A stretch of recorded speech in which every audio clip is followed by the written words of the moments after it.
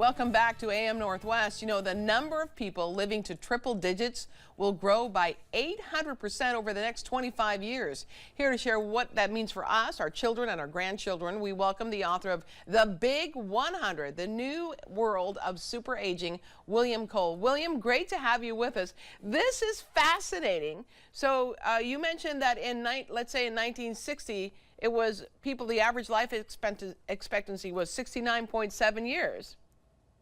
Right, and of course we've come a long way, baby. Right? Yeah. And now the United Nations is saying that we're standing on the cusp of a longevity revolution, as they put it, with, as you mentioned, the numbers of people living to 100 vastly increasing, which is really amazing and a little daunting too. Yes. So what is life expectancy now? Well, we took a ding from COVID, of course, and the opioids crisis. Yes. Right. It's about 77 and a half years. It was actually a little higher than that before COVID, but we are clawing our way back, just as we did, in other health crises like the smallpox and influenza pandemics of earlier times. I was reading here some of your information about half of all 5-year-olds at this point could live to at least 100. Yeah, that's what Stanford's Center on Longevity is projecting. And they base that mostly on, continuing advances in medicine and technology.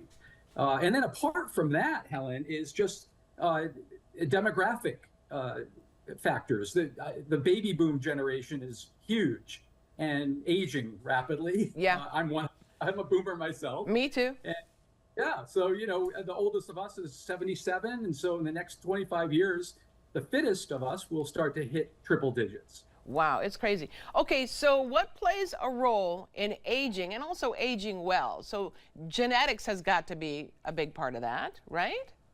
Yeah, absolutely. I mean, there's no escaping it. Genetics actually accounts for, a large portion of what gets us, to those ages. But it's really interesting.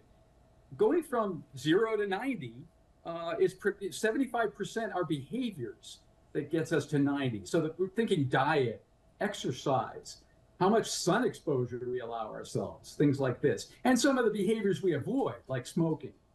75% of those things gets us to 90. And then as we approach 100, the genetics piece comes into play more forcefully and everything kind of flips around. And by the time you're 105, let's say, genetics is really driving everything.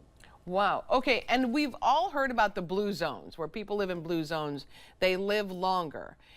Is it the food that they eat in the blue zones? Is it the activity that they have in the blue zones? What are you finding about that?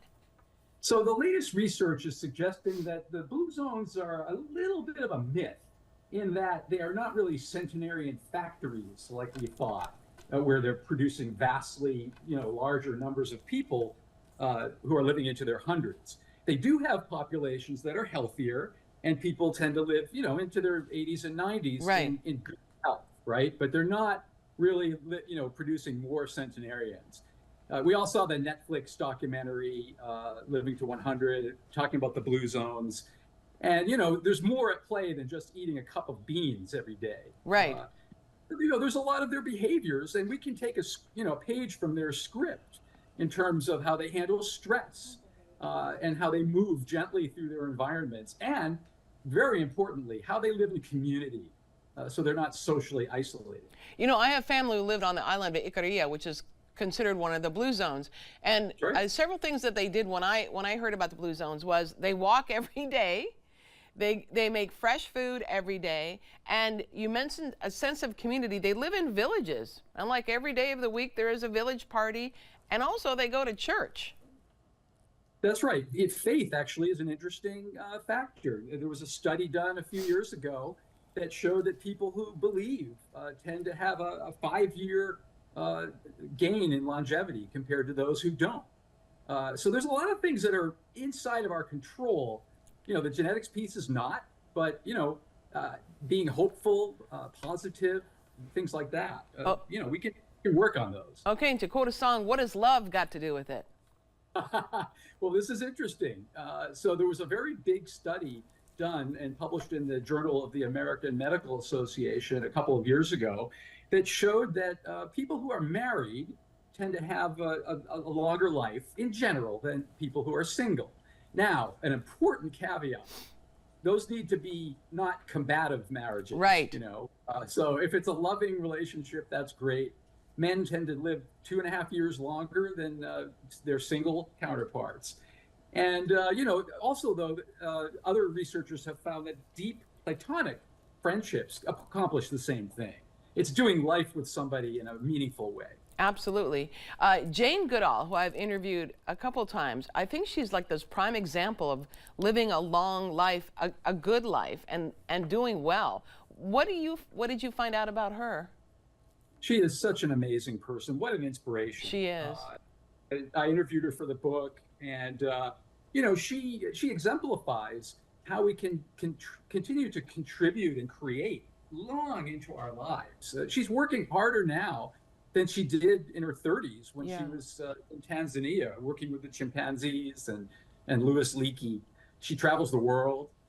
She's got, again, it comes back to a hopeful, optimistic outlook, which she repeatedly raises about herself.